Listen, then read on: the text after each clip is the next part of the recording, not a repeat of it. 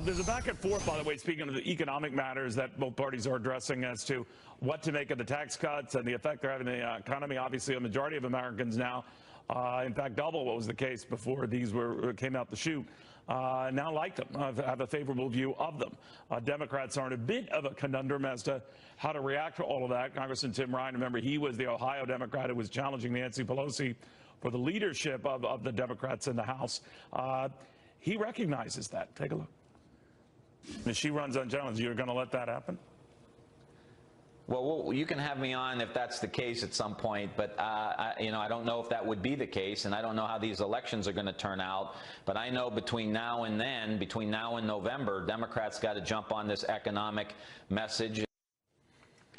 All right, let's see how that all sorts out. With the Dow up about 100 points right now, the National Review's Deroy. Murdock is here, Fox News contributor Katherine Timpf, and the Wall Street Journal's senior video reporter Shelby Holliday. Shelby, are Democrats in a bit of a box here on this? Because not one of them voted for this, but it's getting more favorably viewed now. What do you think? Yes, they are boxed in. We're already seeing some candidates come out and hold the vote against tax reform against them. Senator Heidi Heitkamp, for example, that's being held against her. But a big issue here is, yes, Democrats should talk about the economy, but their perception of tax cuts does not match up with reality. And polls are showing that momentum is swinging in favor of the tax cut bill, even among Democrats. So now that Americans are seeing the tax cuts in their paychecks, now that they're seeing the benefits, we did have a market stumble, but we seem to be back on some solid ground. And I think generally people feel pretty good about the economy. So when you oppose a bill that your constituents are happy about, right, you're in a little bit of trouble. But there is that other side of this reflected in higher interest rates, right? I mean, responding to an improving economy that those tax cuts are making possible, right?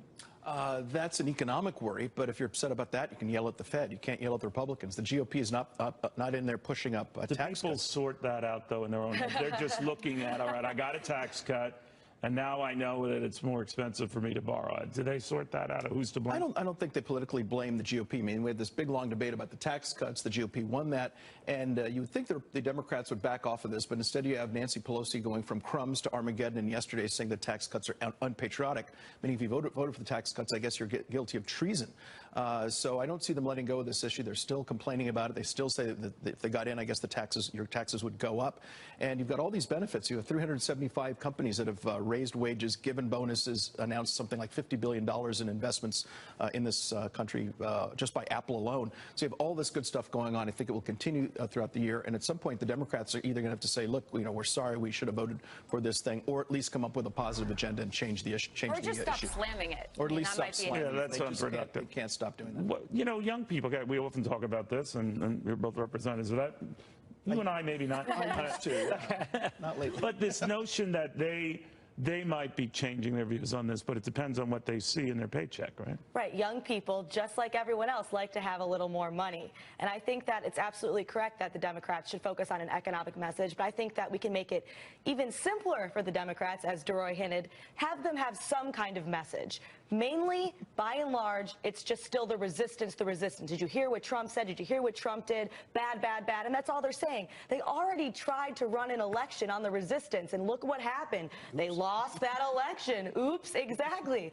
And still they're running on the same thing. So they need to be for something, some sort of positive message, rather than just counting on talking down everything Trump says or does. I'm just wondering how all this factors out by November. A lot of people look at this sort of thing always through the prism of politics.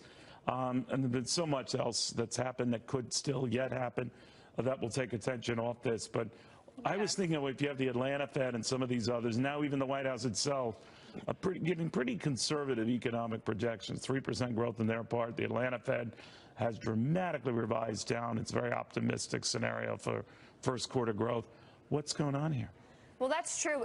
And aside from the market data that we're seeing and the market projections, we're also seeing the Republicans have a very difficult time focusing on the economic agenda, focusing on the benefits, because we have a president who continues to tweet about things like Russia, We have school shootings, we have sexual misconduct, foreign interference in our election.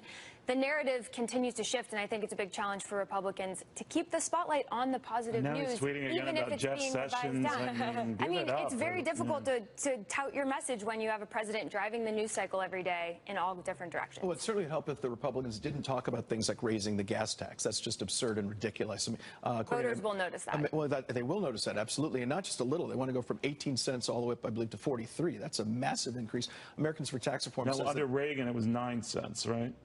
Yeah, but so he's the last Republican president to do it. yeah, and that was what, a generation ago, something like that. So if they raise this gas tax, Americans for Tax Reform says that will reduce the benefit of the tax cut for the average household by 60%. Yeah, people feel that. Yeah. That would be But you know, in New Jersey, remember when they raised, I just want to make a point, but in New Jersey, when they raised the gas tax, it was happening at a time when gas prices were falling. So many in New Jersey didn't see the magnitude of it. I mean, could it help out for this president? Gas tax has been going up, so this is a really bad time to do it. I mean, maybe you could make the argument if you know, gas prices were on the rise, $1.50, $2 a gallon, but they're going up. So it's a Well, and I bad think time your to do point that maybe Republicans wouldn't be held responsible by voters for increasing interest rates, but gas tax is certainly something. Oh, they'll get the blame for that, they would, and deservedly yes, so. Their feet would be so they held to shouldn't the do fire. that. I think that they'll get the blame no matter what. Even I don't think that people will put the interest rates thing together as Neil had to do. They won't say, well, it's really the Fed, so I'm still going to vote Republican. But I do agree, no matter whether you like the idea or not, it's not going to happen with months to go before the midterms. It's just not in the offing. Right. So real quickly, just going around here, do you guys see Republicans hanging on to the majority in both houses? I think it'll be tough. I think it'll be really tough. There are a lot of issues that are affecting voters right now, whether it's sexual assault, shootings, like I said, Russia. I think people are really concerned about a lot of Normally, party in power loses seats. I think they dodge well on the thing. They don't lose the 23, 24. That could be a worry. They lose some, but not all. I think they can hang on to the majority if they're optimistic. I hear my friends up there, they're up there diving under their desks. The economy's growing. They can run on tax cuts. They have a positive message. ISIS is down to a couple of sand dunes in the desert. There's a lot of positive news. They should be optimistic and be on the offense, not hiding and sort of, you know, biting their nails, which they do now, which is terrible. I think as long as we put forth good candidates instead of some of the disasters of the past, I'm sure we all know what I'm referring to there, that absolutely they could hold on to the majority as long as everyone kind of behaves themselves and stays on message. Including the president. Especially the president. Yeah. And Democrats continue to not have a message, and I think Republicans could be in good shape. All right, guys. No riding to the polls on a horse. There you go. That's exactly right. That's in the barn. That's exactly right. All right, when we come back here, a lot of things we're waiting here. The president later on, of course, going to be meeting with those affected by last week's school shooting and others who are affected by similar developments here. He's calling his party to task on this, not only on trying to crack down on bump stocks, but to tighten up background checks. That's already roiling some within his own party. The fallout from that after this.